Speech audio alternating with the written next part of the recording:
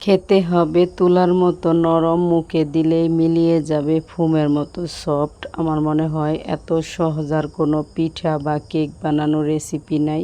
লাগবে না কোনো চালের গুঁড়া, লাগবে না কোনো আটা, ময়দা, সুজি, কোনো কিচ্ছু লাগবে না। শুধু একটা উপকরণ দিয়েই বানিয়ে ফেলা যাবে এরকম মজাদার ডোরা কেকের মতো বা চিতই পিঠার মতো ছোট ছোট প্লেন কেক বা ডোরা কেক বা পিঠা, যে নামেই বলেন না কেন সব কিছু ঘুরে ফিরে একই। এত মজা, এত সহজ, অসম্ভব স্বাদের একটা রেসিপি টিফিনে বা সন্ধ্যার নাস্তায়, বাচ্চাদের টিফিন, সকালের নাস্তায় খুব সুন্দর একটা খাবার। পেটও ভরবে, মনও ভরবে, স্বাস্থ্যকর একটা খাবার। লাগবে না কোনো চিনি।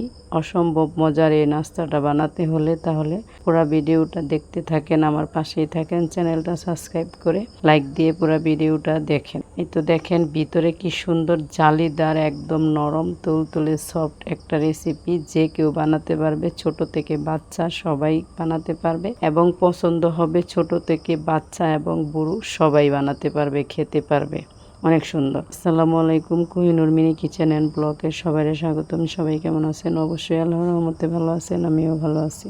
ওই যে বললাম পিঠাটা বানাতে লাগবে না কোনো চালের গুঁড়া, আটা, ময়দা, সুজি, বেসন, কোনো কিছুই লাগবে না, সাবু। এই তো দেখেন এই বিস্কিটগুলা নর্মাল একটা বিস্কিট, কম দামি, এটা সবার ঘরেই থাকে আর কম টাকায় সবার হাতের নাগালেই পাওয়া যাবে। এই বিস্কিটগুলা সুন্দর করে হালকা পানি দিয়ে ভিজিয়ে নিলাম 10-12টা বিস্কিট। আর বিস্কিটটা একটু ভিজিয়ে একটু ভেঙে ভেঙে তারপরে দিয়ে দিলাম একটা ডিম। আর ডিমটা দেওয়ার পরে জ্বালানো গরুর দুধ ছিল ঘরে, দুধও দিয়ে দিলাম। এখানে দুধটা না দিলেও চলবে, আমার আছে সেই জন্য দিলাম। তারপরে সুন্দর করে মিক্স করার পরে দিয়ে দিলাম অল্প একটু কর্নফ্লাওয়ার। এটা কিন্তু কর্নফ্লাওয়ার, এটা কোনো আটা বা ময়দা কিচ্ছু না।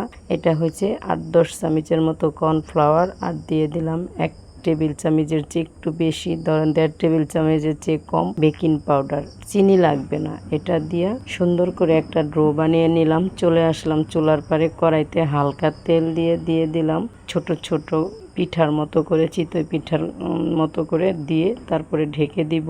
এটা ফ্রাই প্যানে বানালে বেশি ভালো হবে, না হলে পুড়ে যেতে পারে। আমি একটা ফ্রাই প্যান নিয়েছি, পুরান হলেই হবে, ফ্রাই প্যানটা নতুনের প্রয়োজন নাই। দেখেন পিঠাটা কত সুন্দর সফট আর ছিদ্রযুক্ত হয়েছে, চিতই পিঠার মতো বা কেক, যে নামেই বলেন না কেন এটা কিন্তু ডোরা কাটা কেকের মতো লাগছে। আর খেতে একদম কেকের চেয়েও মজা হয়েছিল। এই তো দেখেন একটা পিঠা আমার হয়ে গেছে।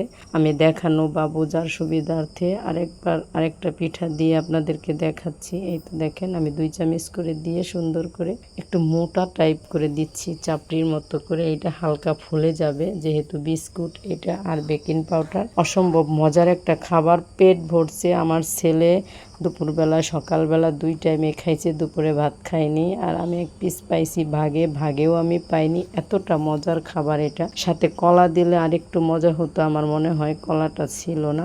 একে একে সবগুলো আমি এইভাবে ভেজে নিয়েছি। আপনাদের যদি কারো আমার এই রেসিপিটা একটু হলেও ভালো লাগে, প্লিজ চ্যানেলটা সাবস্ক্রাইব করে পাশেই থাকবেন, অল নোটিফিকেশনে ক্লিক করে দিবেন, বন্ধু বান্ধব আত্মীয় স্বজনের কাছে শেয়ার করে দিবেন।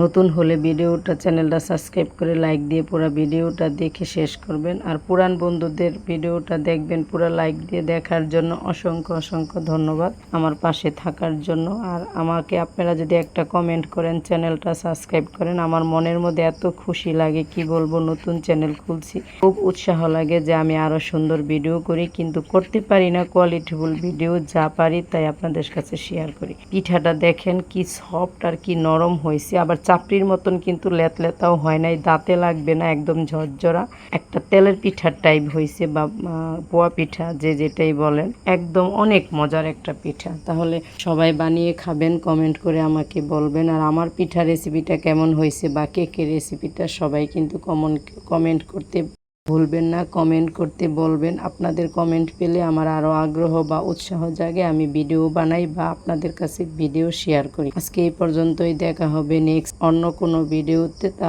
পর্যন্ত ভালো থাকেন সবাই, সুস্থ থাকেন। আসসালামু আলাইকুম, আল্লাহ হাফেজ।